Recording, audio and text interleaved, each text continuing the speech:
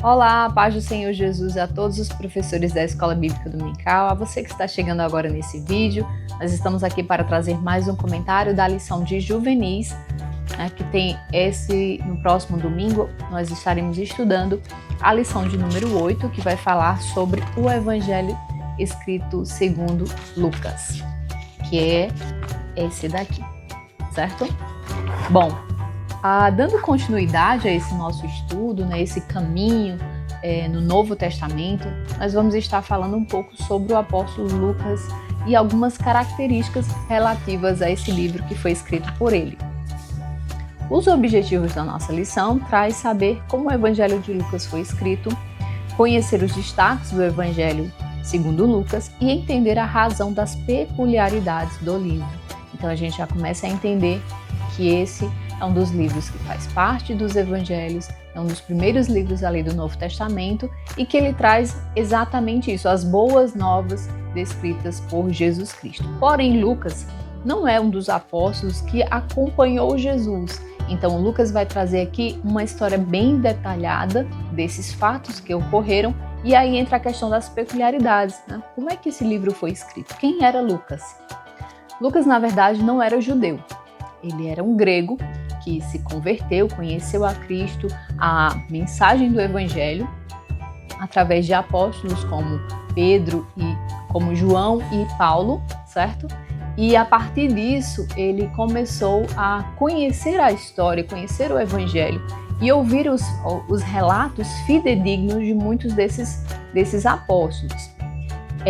Esse livro, especificamente, ele foi escrito para um homem chamado Teófilo, no qual, logo no capítulo 1, nos primeiros versículos, ele fala excelentíssimo Teófilo, o que indica que era uma pessoa que tinha uma posição elevada na época.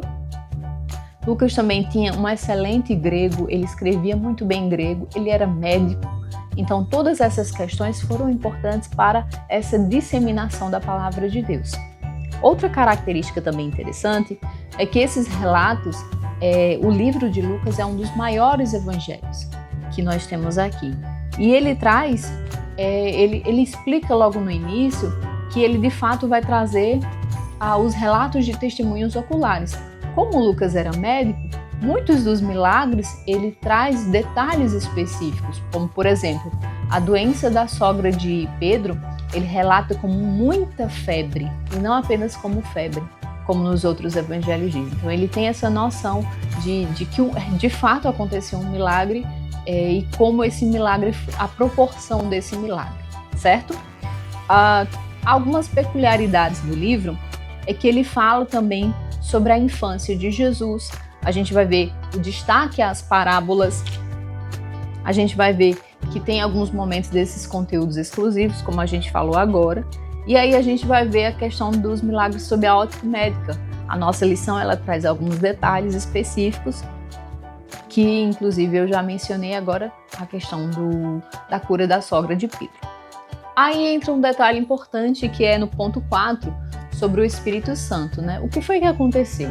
O Espírito Santo tocou no coração de Lucas para que ele pudesse escrever esses relatos para esse Teófilo, porém, não apenas para ele, para todos os gentios, né?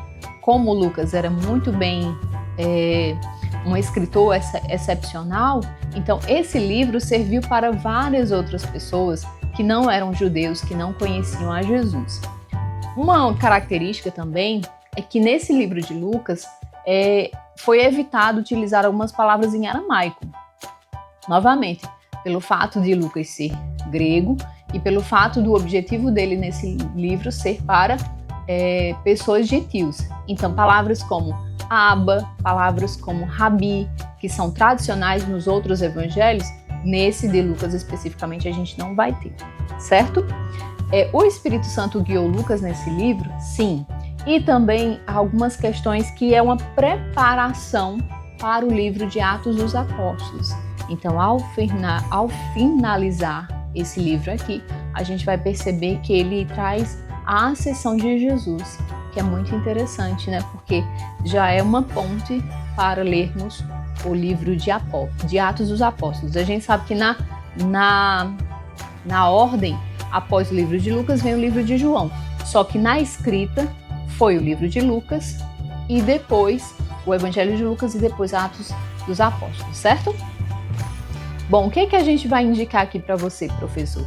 Que você possa primeiro fazer alguns questionamentos com os seus alunos, né? Saber deles o que eles já viram de diferencial nesses evangelhos, nessas últimas lições, né? O que eles estão aproveitando sobre isso, se tem algum versículo que eles particularmente têm em especial, qual a parábola que eles têm, e aí vocês podem fazer essas comparações de todos os livros que já foram vistos até aqui.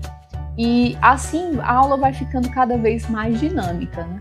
Se você quiser acrescentar algum relato especial sobre alguma experiência sua através dos versículos ou especificamente do livro de Lucas, é interessante. Por exemplo, Lucas 15, quando traz a história da ovelha perdida, da dracma perdida, esse é o único relato que existe no livro de Lucas, né, dessa história, dessa parábola. Então é interessante você saber do seu aluno o que é que eles diferenciam, o que é que eles podem destacar de interessante nesse livro.